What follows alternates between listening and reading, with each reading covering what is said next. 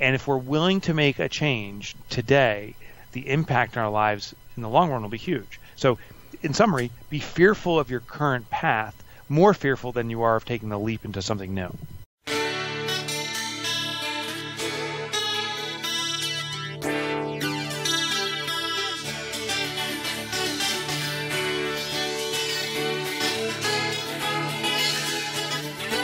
Welcome to the Better Each Day podcast radio show with Bruce Hilliard. Today and every day, reaching out for innovative ideas in every way.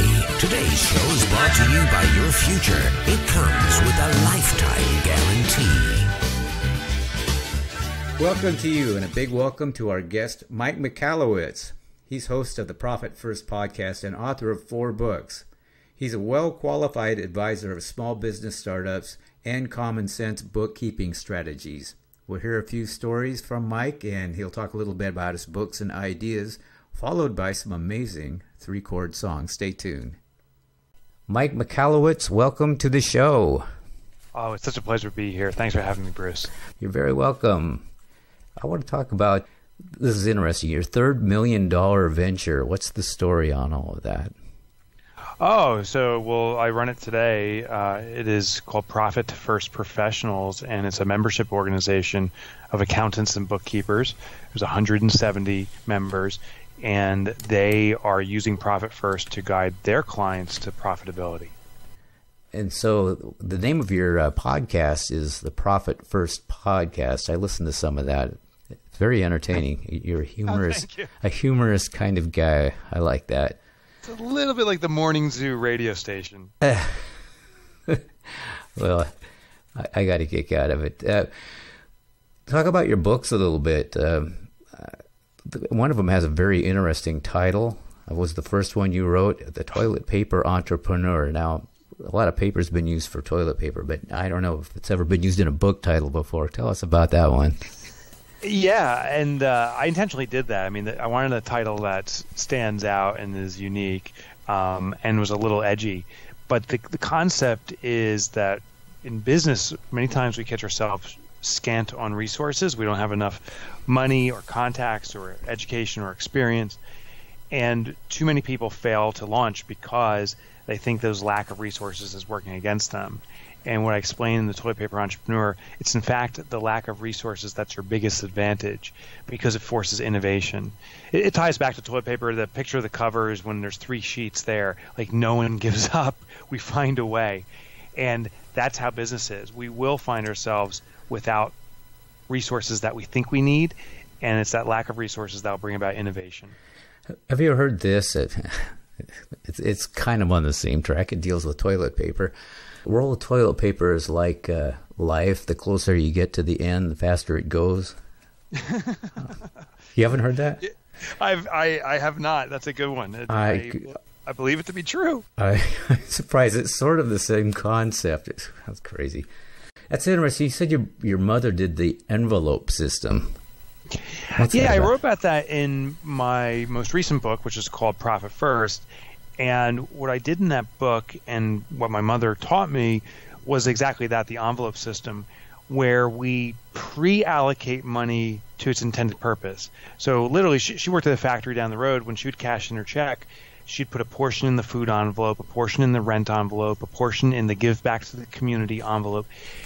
And then when she went food shopping, she'd always work with the food envelope. So in Profit First, I teach the same method for business. It is the ultimate, most simplistic but effective cash management system. So I teach businesses, as money comes into your business, immediately allocate a predetermined percentage toward profit. That's one of the envelopes. Toward paying the owners their salary. That's another envelope. Your employees their salary. And you can divide up multiple envelopes. I found typically there's at least 5 we should have. Businesses could have even more envelopes than just that. The Pumpkin Plan, one of your books. Talk about that. So the Pumpkin Plan, there's a lot of parallels I run in my books to life experiences. So in the Pumpkin Plan, I, by a unique confluence of events, discovered pumpkin farmers, and not the ordinary pumpkin farmers, but these colossal pumpkin farmers, and found that they use the same methods as the ordinary pumpkin farmer, but with only slight modification, and as a result, the pumpkin responds with explosive growth. Well, when I discovered this, I thought maybe the same exists in business. And sure enough, businesses that have extraordinary growth and success, I found inevitably are doing a few things differently. Ironically, it's not a lot of stuff that's different, and that's what I thought I would see.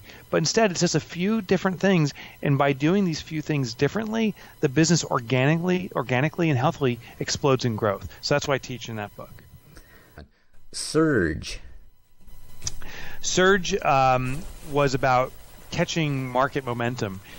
You know, we make so much effort to market ourselves, and we follow whatever's the rave of today, like Facebook ads. If you're not on Facebook, you're crazy. You got to be running ads on Facebook. But that is likely a short-lived fad. It may go for a few years, but there'll be another platform, another way to advertise, and people will rush there. But I found what the ultimate advertising mechanism is when your customers, word of mouth, are talking about you to the point where you become the default incumbent choice. Meaning, if you can get enough people talking about you enough, you'll just catch the momentum of the market because it'll be top of mind for everyone in that market. So Surge talks about how do you get in front of the market itself, the wave of the market, the movement of the market, and become top of mind, and therefore catch all the business as the market shifts or grows. And you seem to be doing that. Yeah. So it's funny. So every book I've written has been either a past challenge I've faced and I'm trying to fix myself, basically, or it's an opportunity for myself and I'm learning or trying to figure out how to do it. And I feel compelled to document what I learn and share it with other entrepreneurs. So what I'm doing with my current business, Profit First Professionals, with accountants and bookkeepers, was this realization that accountants and bookkeepers are undergoing a massive shift. Accounting software is becoming so sophisticated that an accountant will no longer be needed in the near future, nor will a bookkeeper, at least in the traditional sense. But there's also an opportunity. If you're an accountant or bookkeeper, you're the numbers person. You have an opportunity to become truly consultative, to guide people to profitability, I think is one of the biggest opportunities, but to guide people. So I started my company with my business partner 3 years ago. We put it right in front of this movement in the accounting and bookkeeping space, and our business, knock on wood, has caught wonderful momentum. Support for Better Each Day comes from BruceHilliardHomes.com. For a better day in buying or selling a home, search BruceHilliardHomes.com or visit our website, Better Each Day, for more information. And while you're there, subscribe to the show. It's free. That's BruceHilliardHomes.com, Windermere Real Estate, and make it better each day. You speak about failures that you've had, and I think the number one reason people don't go into entrepreneurships is because they're afraid of failing.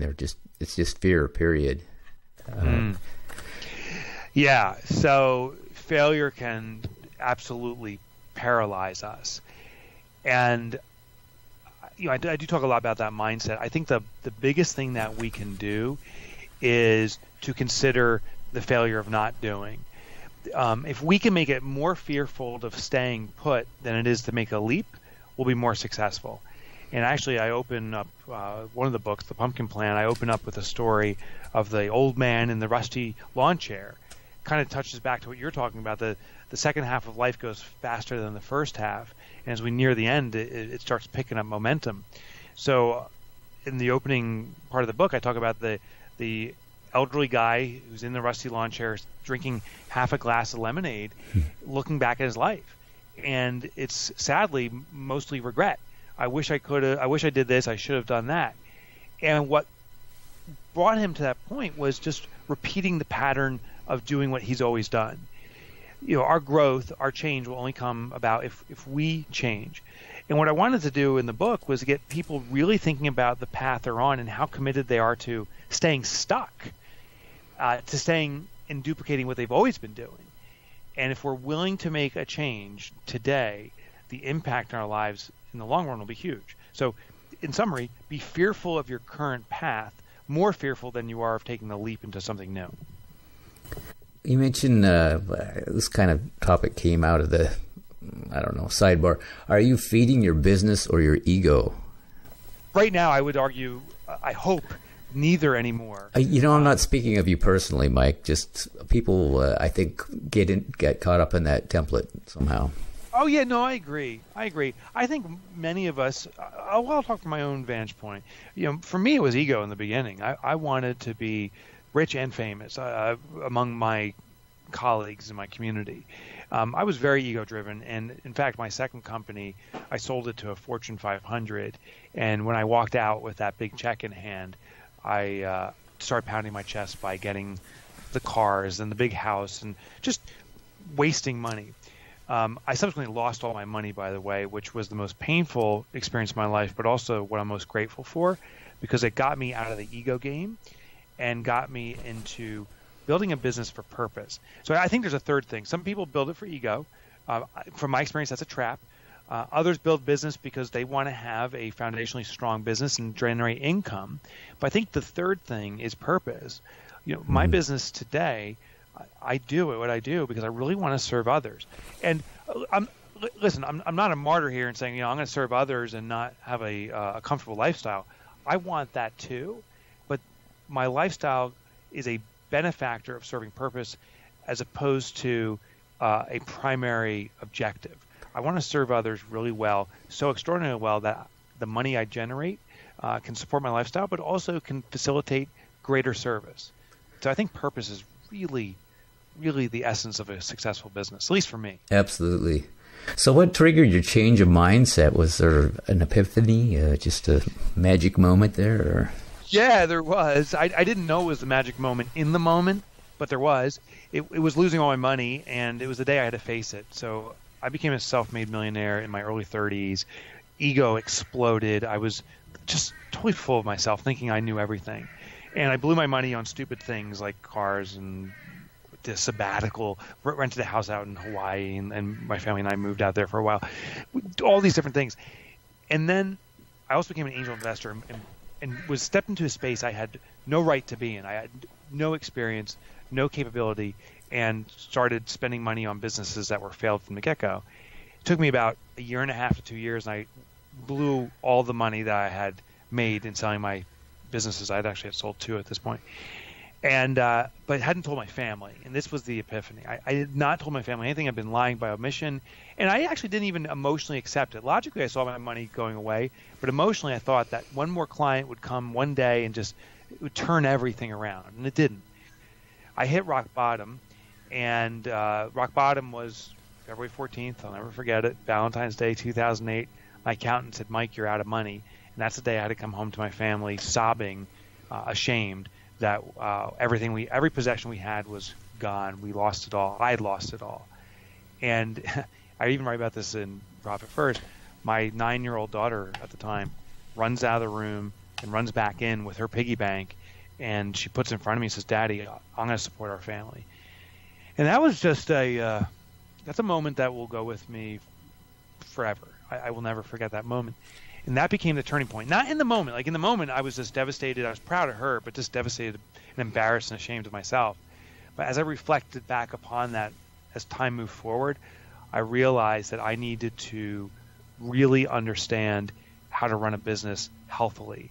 And that actually inspired me to become an author and start writing books, originally to fix my own cause, my own challenges, and then subsequently to serve others that face the same challenges.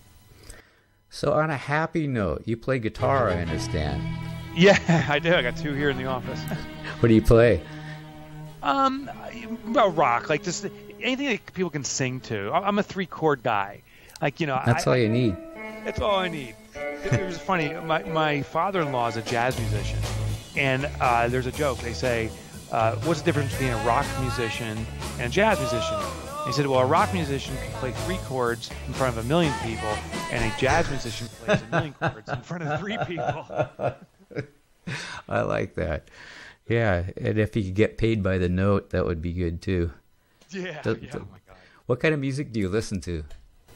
I do listen to everything. I mean everything. I mean jazz to folk to. I personally prefer rock, but rock to country to classical.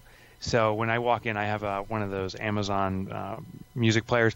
I'll come in and just set it to randomize, and I may be spending the day listening to jazz or to Bach and Mozart or to Def Leppard. I don't know what's coming, but Okay, well, thank you very much for speaking with us, and I'll put your books and your information on my show notes. I want to wish you the very best. You take care. I'm wishing you the best too, Bruce. Thanks for having me on your show. All right, bye-bye. Bye-bye. Support for Better Each Day comes from BruceHilliardHomes.com. For a better day in buying or selling a home, search BruceHilliardHomes.com or visit our website Better Each Day for more information. And while you're there, subscribe to the show. It's free. That's BruceHilliardHomes.com, Windermere Real Estate. And make it better each day.